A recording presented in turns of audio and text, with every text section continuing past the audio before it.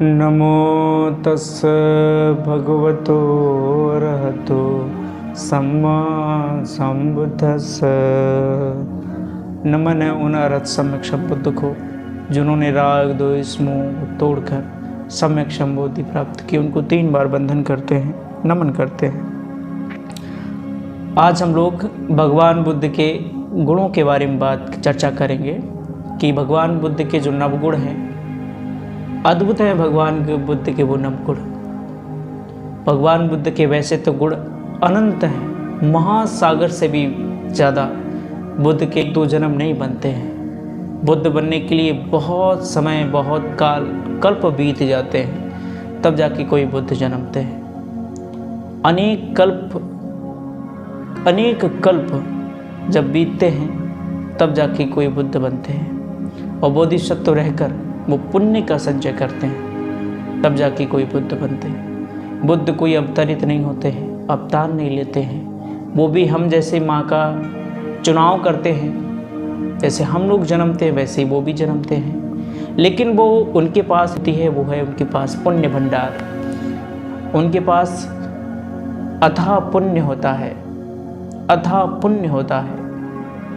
संसार में जितने हैं उतने जन्मों तक वो पुण्य को संचय करते तब जाके कोई बुद्ध बनता है। इसलिए बुद्ध का उत्पन्न होना बहुत दुर्लभ है, बहुत दुर्लभ है बुद्ध का जन्म होना।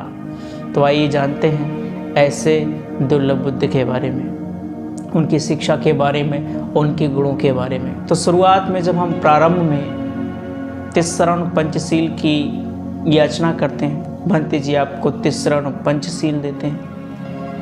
भगवान के शिक्षा में ये शील ही मूलभूत है और तृष्ण ही मूलभूत है। पंचशील माने 5 शील। पहला कि वो पाणातिपाता वीरमणि सिक्खापदं समादयामि, कि वो किसी प्राणी की हत्या ना करे। दूसरा अदिन्नदाना वीरमणि, कि वो किसी की चोरी ना करे। तीसरा कामेश मिच्छाचारा वीरमणि, कि वो किसी प्रकार से व्यभिचार कामाचार ना करे। चौथा मूसावादा वीरमणि सिक्खापदं समादयामि, वो किसी साथ झूठ, कटुवचन, कठोर इत्यादि वाणी का दुरुपयोग ना करे। 5वां सुरा मेरा मज्जपमा दट्ठाना वीरमणि सिक्खापदं समादयामि, वो कच्ची पक्की शराब इत्यादि नशीली वस्तुओं का सेवन ना करे। ये 5 शील हो गया। इसके बाद त्रिरत्न आप लोग ग्रहण करते हैं। त्रिरत्न, इसे भगवान बुद्ध ने इसे 3 रत्न कहा। 3 रत्न माने 3 रत्न। ये 3 रत्न बुद्ध, धम्म और संघ है। ये अद्भुत है। जब कोई व्यक्ति इन 3 रत्नों की शरण जाता है तो सचमुच वो दुख विमुक्ति के मार्ग की शरण जाता है। यही बुद्ध धम्म का सार है, बुद्ध धम्म का यही सार है। जो कोई व्यक्ति बुद्ध के प्रति श्रद्धा नहीं स्थापित करता है, जो कोई व्यक्ति बुद्ध के बताए मार्ग पर नहीं चलता है और बुद्ध के धम्म के अनुष्ठान प्रति श्रद्धा नहीं जगा पाता है, तो इसका मतलब है कि वो बुद्ध गुणों के बारे में नहीं जानता है, वो बुद्ध की शिक्षा के बारे में नहीं जानता है, बुद्ध धम्म के बारे में नहीं जानता है। तो ऐसे हैं भगवान बुद्ध के अद्भुत नवगुण। आज हम उनके आपको एक एक गुणों के बारे में बताएंगे, एक एक गुणों की चर्चा करेंगे। तो सबसे पहले कि हम बुद्ध के गुणों के बारे में जानेंगे। वैसे बुद्ध के गुण अनंत हैं, वैसे धर्म के भी गुण अनंत हैं, वैसे संघ के गुण भी अनंत हैं। आज हम लोग बुद्ध धम्म की सही प्रकार से, सही तरीके से और गंभीर तरीके से आज अर्थ सहित हम जानेंगे कि बुद्ध क्या होते हैं, हम किस बुद्ध की शरण जाने होते हैं। इस बुद्धं शरणं गच्छामि का बहुत सारे लोग गलत इसका उच्चारण करते हैं। बहुत सारे लोग तो कहते हैं बुद्धं शरणं गच्छामि माने अपने बुद्धि की शरण जाना, अपने बुद्धि की शरण जाना। आप मुझे बताइए कि ऐसा संसार में कौन सा प्राणी है जो अपनी बुद्धि की शरण जाता नहीं है, जो अपनी बुद्धि की शरण नहीं जाता है। सारे प्राणी, सारे जीव पहले अपनी शरण जाते हैं, अपनी बुद्धि की शरण जाते हैं, अपनी ही बुद्धि के अनुकूल वो काम करते हैं, कार्य करते हैं। चाहे चोर हो, चोरी जब करे तो अपनी बुद्धि के अनुसार करता है। कोई डकैत हो तो डकैत या चोर या डाकू जो भी हो, हर जीव पहले अपने बुद्धि के सड़ जाता है तब जाके वो काम करता है। तो इस मायने बहुत सारे लोग लगा लेते हैं, लेकिन बुद्ध का अर्थ इससे बहुत भिन्न है। बुद्ध का अर्थ होता है बोधित्व। बुद्ध का अर्थ होता है जो पूर्ण तरीके से जागृत हो गया हो। बुद्ध का अर्थ होता है जिन्होंने सारे भवसागर की सारी कड़ियाँ तोड़ दी हों। बुद्ध वो होता है जो जन्म मरण से मुक्त हो जाता है। बुद्ध वो होते हैं जो इस मुक्ति के ऐश्वर्य का जीवन जीते हैं। बुद्ध वो होते हैं जो 4 आर्य सत्य और अष्टांगिक मार्ग की खोज करते हैं। तो बुद्ध का अर्थ इससे थोड़ा भिन्न है और आज हम जानेंगे कि भगवान बुद्ध के अद्भुत नवगुण। तो पहले हम लोग पाली में इस तरह से उसका उच्चारण करते हैं, हम लोग उसकी प्रतिदिन वंदना करते हैं इस तरह से पाली में, इसके बाद उसकी हिंदी में। तो पाली में हम लोग इस तरह से उसकी वंदन करते हैं, वंदना करते हैं। इतिपिसो भगवारहं सम्मा संबुद्धो विद्याचरण संपन्नो सुगतो लोकविदु हनोत्तरो पुरुषधम्म सारथि सत्था देव मनोसानं बुद्धो भगवति। इतिपिसो भगवा माने इसी प्रकार से भगवान। भगवा माने भगवान को कहते हैं। समय बदलता है, भाषाएं बदलती हैं। आज से 2500 वर्ष पूर्व भगवान बुद्ध के समय काल में, उस समय जो प्राकृतिक भाषा हुआ करती वो पाली भाषा हुआ करती थी और भगवान बुद्ध ने सारे उपदेश इसी पाली भाषा में दिए। समय बदलते बदलते आज वो भाषा भारत देश से बिल्कुल विलुप्त हो चुकी है। तो आज ये संदेह होता है इस भाषा के प्रति कि भाषा कौन सी है, कैसी है, कितनी पुरातन है। ये बहुत पुरातन है। ये भगवान बुद्ध के समय कालखंड की भाषा है और उस समय ये भाषा प्राकृतिक भाषा बोली जाती थी। प्राकृतिक भाषा में आज हम लोगों के समय जो हमारी जो मातृभाषा है, प्राकृतिक भाषा है, वो हिंदी है। और हिंदी जब तक पाली भाषा के साथ अगर हिंदी में नहीं बताएंगे तो आप लोग बुद्ध धर्म को कैसे समझ पाएंगे, आप बुद्ध के गुणों को कैसे जान पाएंगे। और जब बुद्ध के गुणों के प्रति आप जानकारी नहीं होगी, बुद्ध धर्म के प्रति जानकारी नहीं होगी, तो आप बुद्ध के प्रति श्रद्धा कैसे स्थापित कर सकते हैं। तो इसलिए पाली के साथ हिंदी भी आवश्यक है, जो अपनी मातृभाषा है, जो हर कोई साधारण व्यक्ति भी इसको समझ सकता है। तो माने इतिपिसो भगवा माने इस प्रकार से भगवान। भगवान का अर्थ होता है पाली भाषा में जो हमें प्राप्त हुआ, भगवान का अर्थ इस प्रकार से है, भग्ग रागो भग्ग दोषो भग्ग मोहितो भगवा। जिसने राग को, द्वेष को, मोह को भंग कर दिया हो, खत्म कर दिया हो, नष्ट कर दिया हो, उसी को भगवान कहते हैं, उसी को भगवान कहते हैं। ये पहला गुण कि वो भगवान है। दूसरा अरहं। अरहं का अर्थ होता है जो व्यक्ति सारे बंधनों से, सारे विकारों से मुक्त हो गया हो। अरि प्लस हतो, अरहत माने अरहत, अरि प्लस हतो। अरि माने दुश्मन, हतो माने मारना।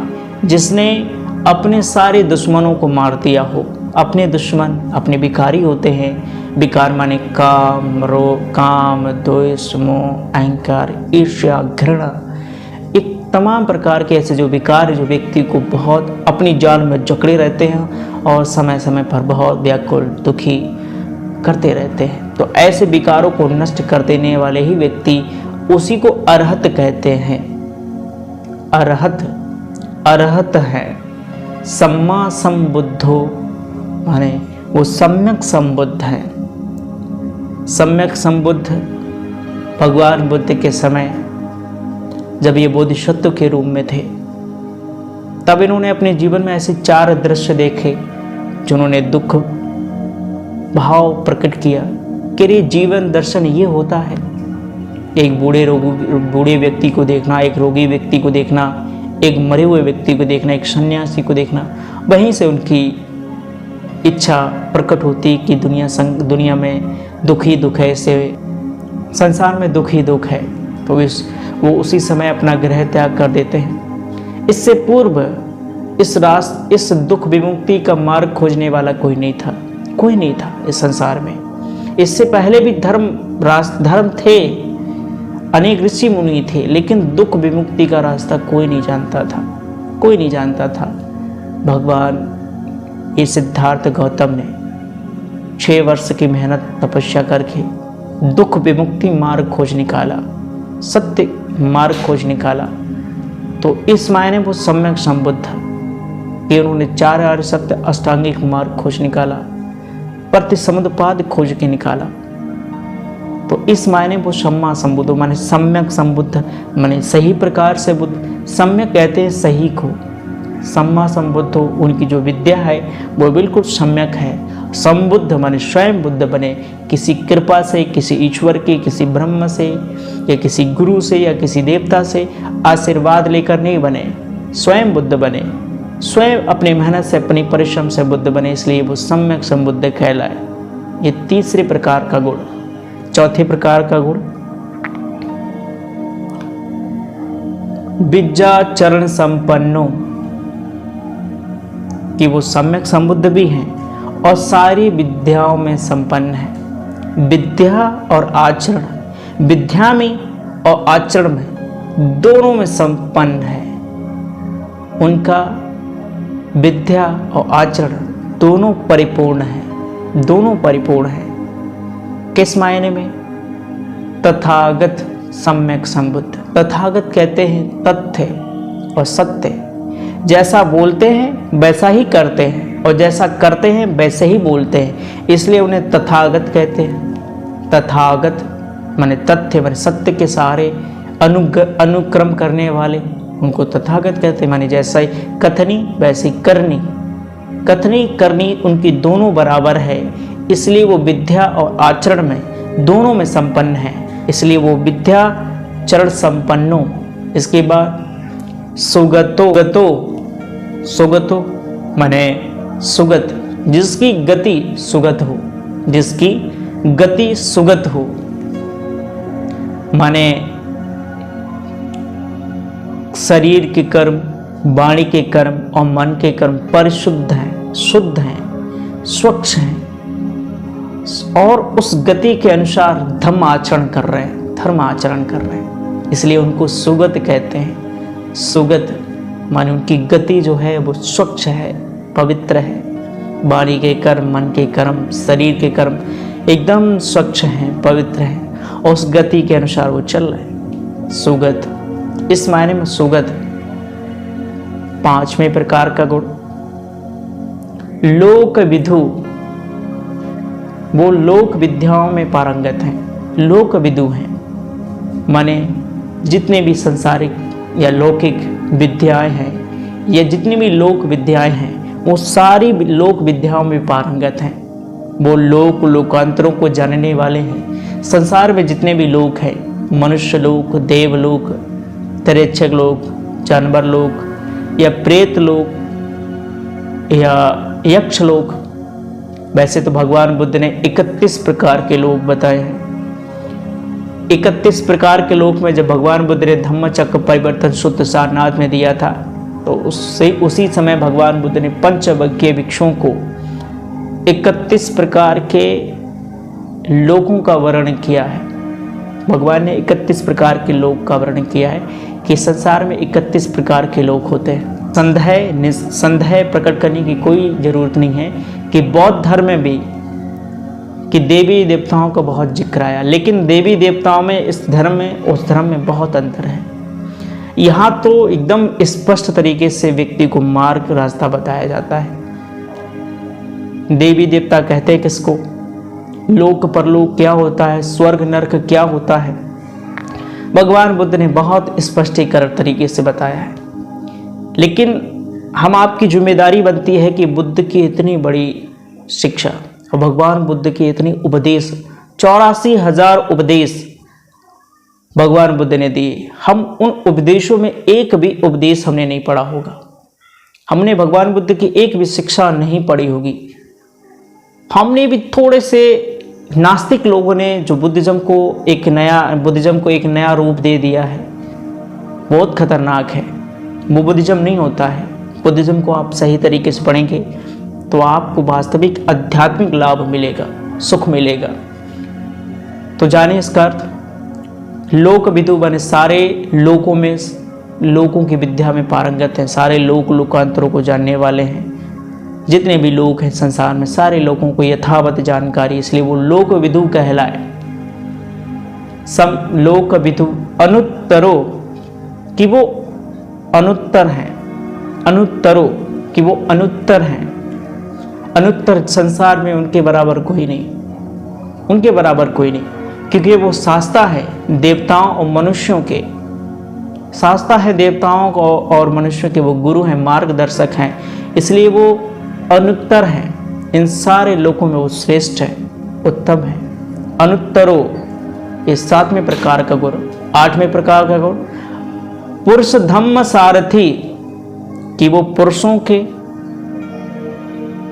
वो सारथी हैं, धम्म मित्र हैं, धम्म सारथी हैं। जैसे पापी मनुष्य, बहुत दुखी मनुष्य, व्याकुल मनुष्य, पापी मनुष्य जैसे ही भगवान बुद्ध के पास आता है तो भगवान बुद्ध उनको अपनी वाणी से, अपने धर्म ज्ञान से उस व्यक्ति को बदल देते हैं, परिवर्तन कर देते हैं।